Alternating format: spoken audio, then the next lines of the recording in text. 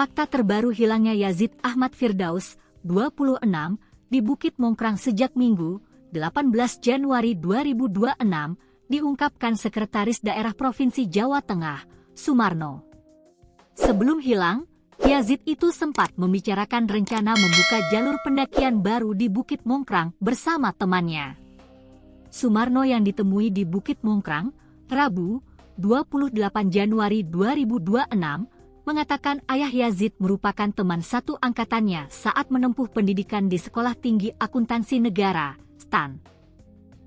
Dari komunikasi intens yang dilakukan Sekda Jateng dengan ayah Yazid, diketahui adanya rencana membuka jalur baru tersebut.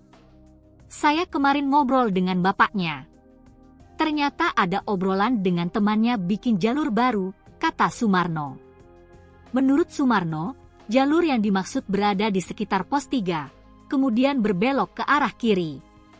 Menurut informasi, itu pos 3 belok kiri, di lokasi yang tercium bau anyir, ujarnya. Ia menyebut temuan tersebut sejalan dengan indikasi yang diperoleh tim pencari menggunakan anjing pelacak K9 dan tim Vertical Rescue. Ternyata ini juga nyambung dengan indikasi yang ditemukan oleh K9 atau tim Vertical kemarin. Itu adalah sebelah kiri pos 3, bebernya.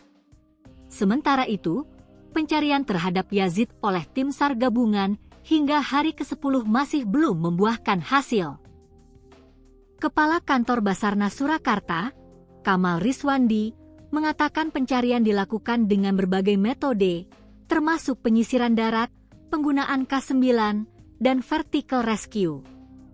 Hari ini 350 personel dari 50 organisasi, kata Kamal saat ditemui di Bukit Mongkrang, Rabu, 28 Januari 2026. Ia mengungkapkan cuaca ekstrim menjadi salah satu kendala utama dalam operasi pencarian. Kendalanya cuaca cukup ekstrim. Tadi saya sudah naik ke atas, angin cukup besar, jarak pandang juga sangat terbatas, tidak lebih dari 5 meter, ujarnya. Kamal menambahkan, tim SAR akan melakukan evaluasi terkait kemungkinan perpanjangan masa pencarian, mengingat perpanjangan pertama selama 3 hari telah dilakukan. Untuk pertimbangan, dari personel dan sumber daya, cuaca juga akan dijadikan pertimbangan, bebernya.